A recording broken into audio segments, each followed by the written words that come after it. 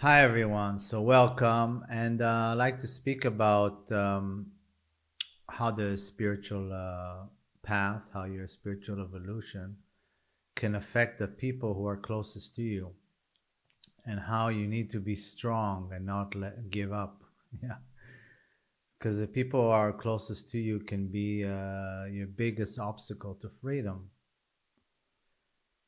So your spouse or your kids or your close friends. Suddenly you're changing your behavior, changing your outlook on life.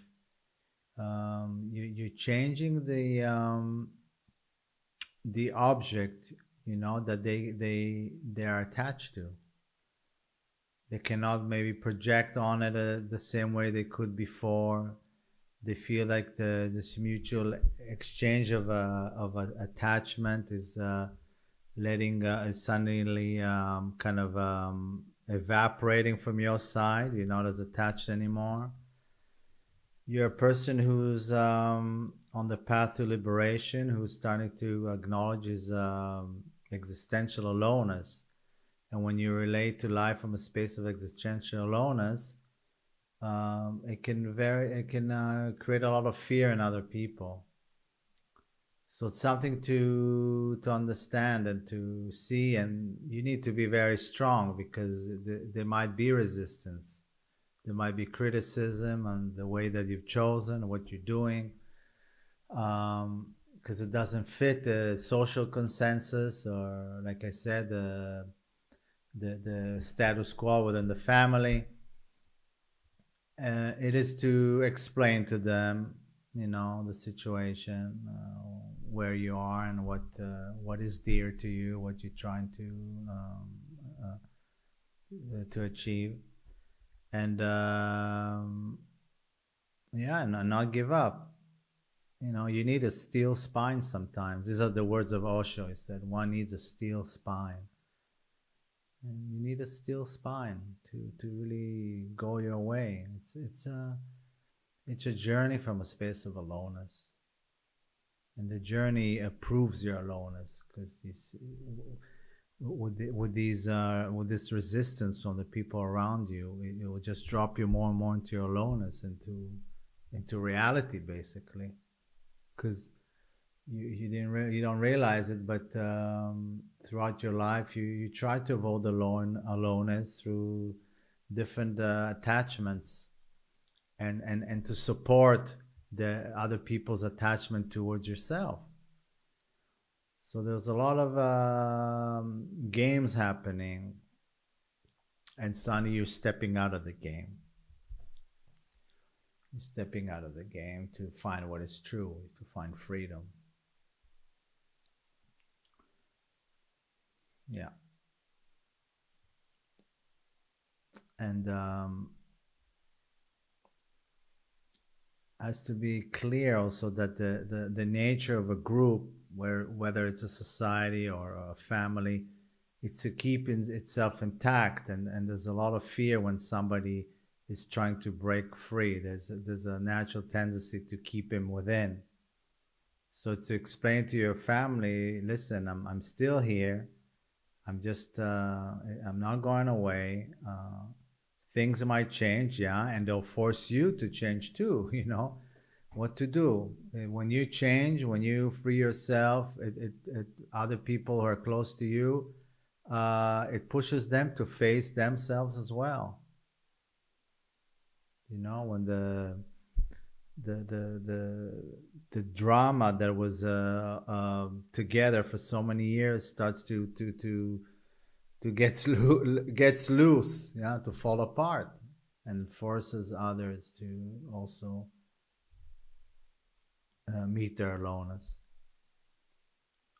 especially to a so-called somebody who's very close in our relationship, like a wife,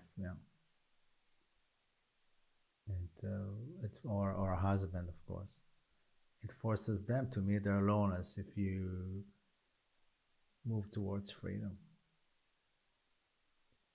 And it might change your relationship for good, of course. At the beginning there's fear, but No, I cannot say might. It will change your relationship for sure. I met seekers, so-called spiritual seekers, that they want to free themselves and find wholeness, but they don't want to change their life. That nothing will change. But it doesn't happen that way. This way, don't change. This way, so-called spiritual evolution is just in the head. It doesn't transform you. It just, you have some understanding in your head what it's about, and you don't really apply it to life. So once you apply it to life, your spiritual practice, once you apply it, you really start to own it. It changes everything around it, and it changes yourself as well. Yeah. It starts to shake in the status quo of egoic relationships. Yeah, that's what it does. And eventually it will bring a deeper, truthful relationship that is beyond projection. Relationship from freedom. Let's put it this way: we won't be able to call it relationship. We'll call it relating. Yeah, you move from relationship to relating in freedom to your partner, to your kids, without any attachment, with unconditional love. Because before that, love was conditional with your partner.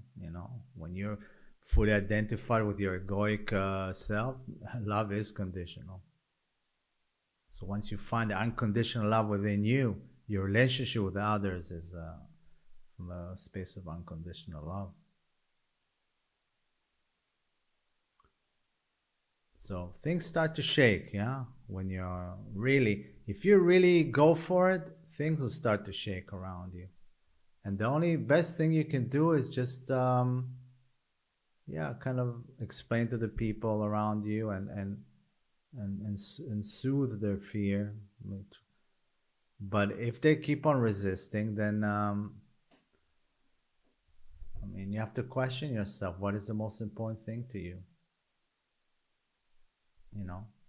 Some people give up. Many people give up. Yeah, don't want to upset the people around them, or their wives or their husbands. That's where courage comes. The courage to go for your thing, to go for your truth no matter what. That's what it is. It's courage. The courage is to face your existential aloneness. When you do that, the fear is facing your existential aloneness, which is actually true. You're born alone, you die alone. That's the truth.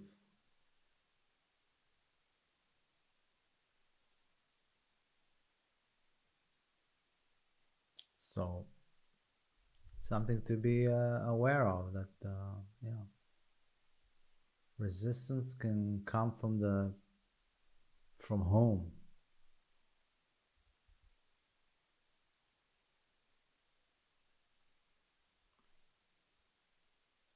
Okay, so thank you.